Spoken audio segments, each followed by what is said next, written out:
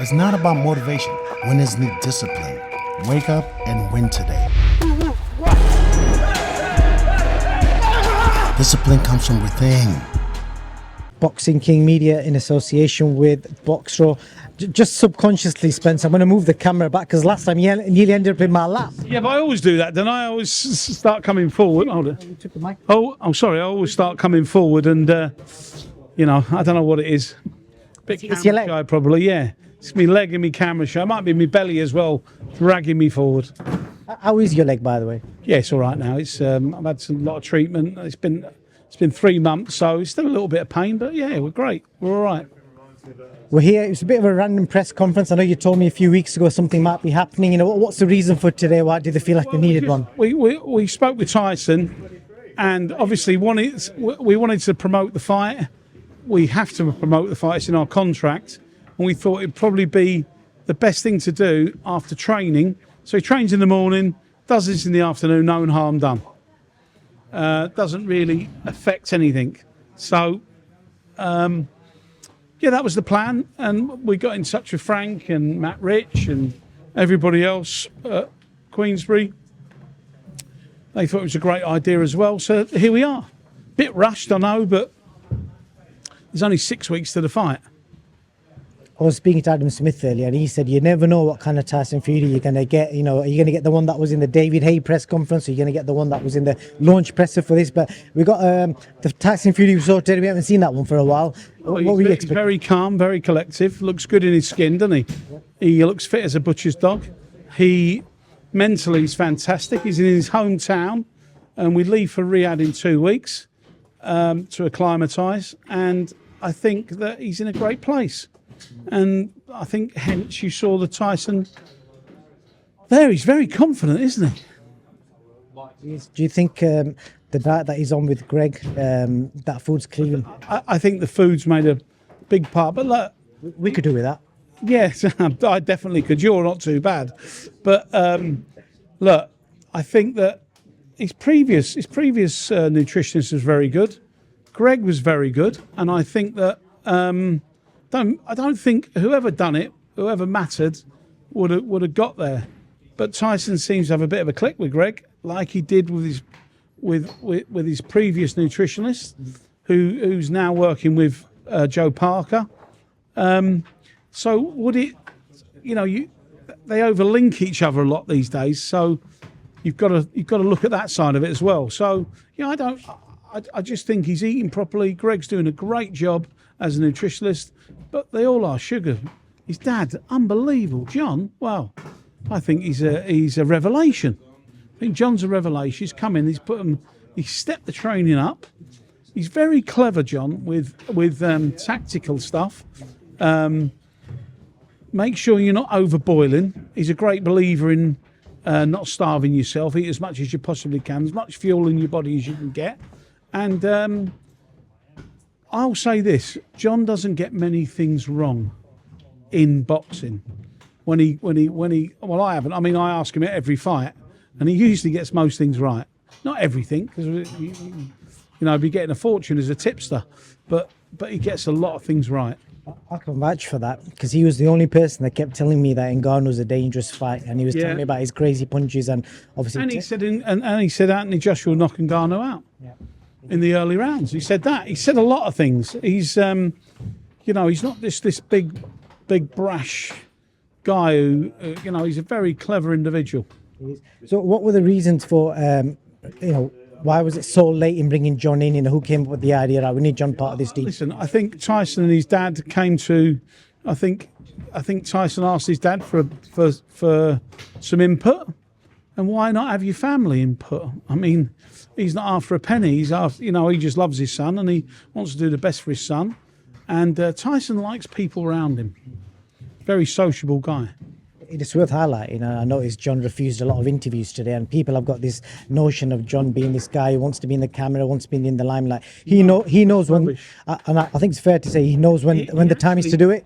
He actually refused everyone. We asked him to come up on stage today, and he just said, "I'm here to do a job."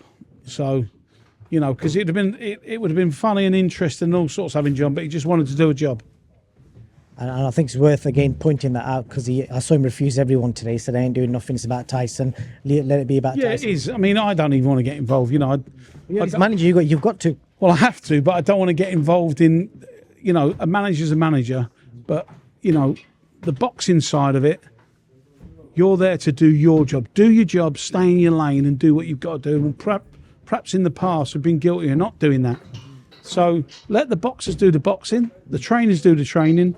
The manager's managing what you need to do around all that. As well as being Tyson's manager, I'm going to ask you some juicy stuff now, Spencer. See how much you can tell me, because you're also involved in some of the matchmaking that goes on in Saudi. Everything, Yeah. a lot of the stuff comes through you. So, can you tell us for Joseph Parker, is it Dillian White next, or is it Anthony Joshua? What is the plan for Joe next? My personal opinion, and I sort of act as Joe's agent with getting his fights in the and with Saudi in the UK. I work very closely with his manager in New Zealand, obviously a long way away. And so you know, David Higgins is a great guy, and he pushes me into doing stuff for him because I'm here, and I mean, obviously I work with the Saudis a lot. Do I think he'll fight Dillian White? No, because I don't know if Dillian will get his license back yet.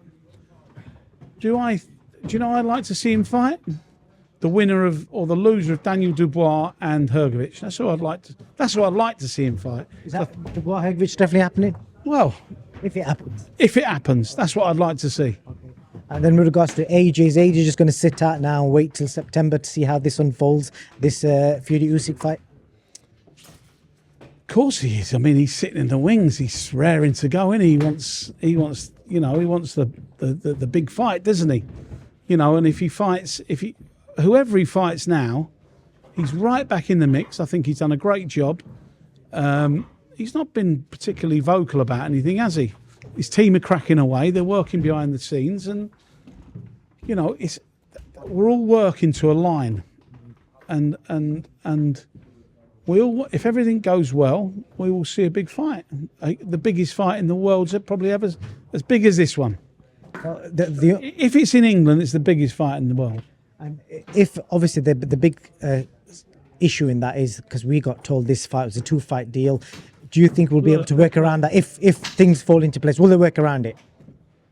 What is there to work around? You sign a contract. Obviously, if one takes a step aside, but where does he go from there? Tyson's not going to take a step aside and fight Anthony Joshua because he's not interested. He'll want to fight again. Usyk will be the same. Usyk is not money motivated, I don't think. Obviously, everybody wants to get money. Everybody's got a price. But I think the rematch will 1,000,000% happen after talking to Turki Al-Sheikh and his team. I think the rematch is signed, sealed and delivered. And I truly believe that it will happen, the rematch.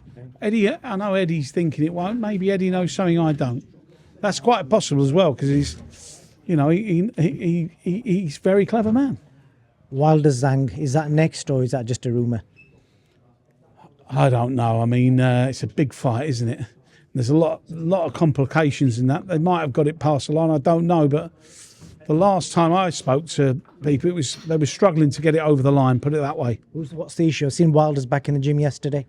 Yeah, the issue is Zhang's just got beaten, and they've both got to get in the gym a bit quickly, haven't they? You know, so Zhang's just been beaten and Wilder's just been beaten. So where'd you go from there? You know, look, I'll tell you what I love about Turki Al-Sheikh. It doesn't matter if you win, lose or draw. He's just looking at a good fight. He doesn't care who won, who's lost. He's looking at a great fight. And it would be a great fight, wouldn't it? So I hope they do get it over the line. Spencer Brown, a.k.a. Crafty Cockney. Appreciate your time, my man. Anything else? Thank you very much. All the best. Crafty. I haven't heard that one for about 20 years. Yeah. Thank you. Mate. Thank you. All the best. Win gold now. IPMB is giving away 5 24-karat gold coins to our token holders worth over $2,000 each. Let's do this. Thank you very much for this great news. It's amazing. It's never been easier to own gold, so join the raffle now.